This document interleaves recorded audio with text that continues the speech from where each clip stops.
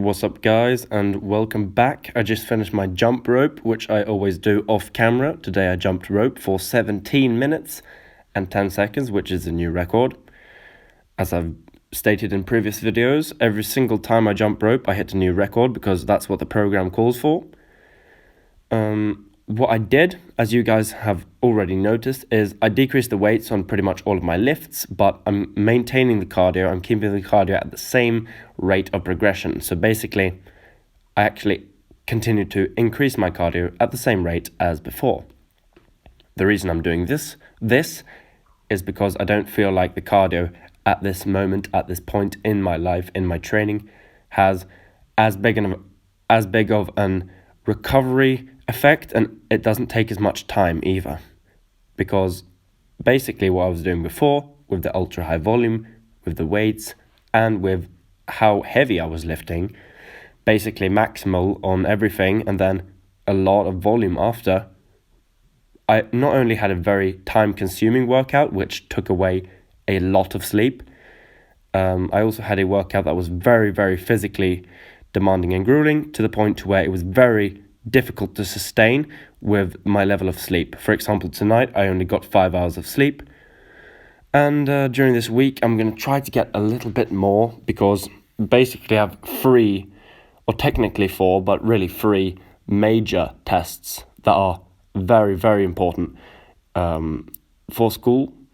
Basically, if I fail these tests, I'm going to have to, if I failed all 3, that would probably mean that I would probably have to put in somewhere in the range of 150 to 200 hours during the summer break. So basically, I had to study a shit ton in order to, get to the point to where it would be fair to assume that I could pass these exams. So I'm going to try to work as hard as I possibly can so that I can save literally hundreds of hours.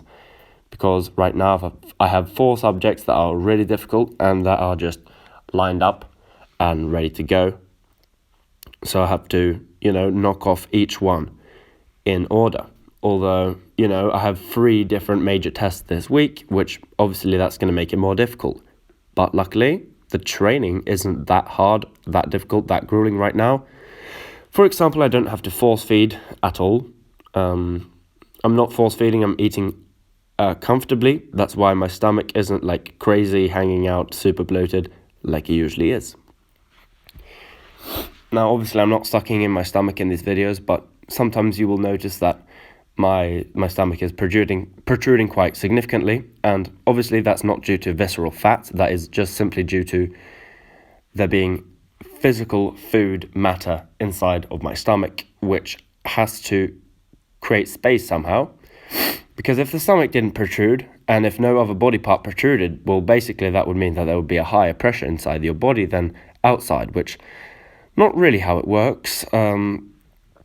If you had a significantly higher pressure inside your body than outside, you'd blow up like a balloon. Luckily, our skin, our organs are flexible, and they are built to accommodate.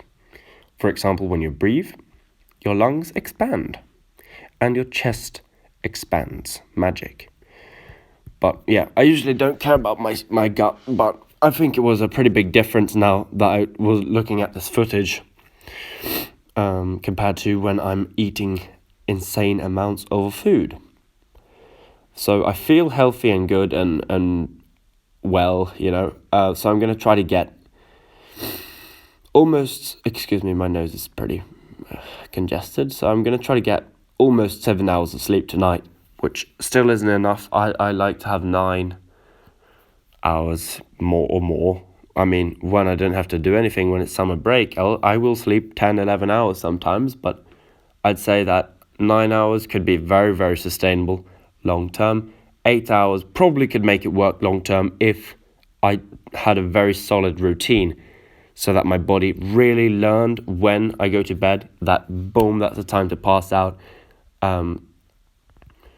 I could make out 8 hours work for sure, but I like to have 9. But on school nights, you're lucky if you get 7. Often you get 6 and 5, sometimes 4. Very seldomly, you will get a 3-hour night, which is basically you know, you have 2 assignments and a test the next day. And then it's like, oh, fuck.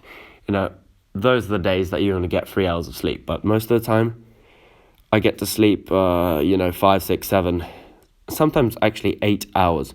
Usually never over 8, though, on school nights. It just doesn't come together that way because you want some free time. And then that free time is going to, remove sleep time.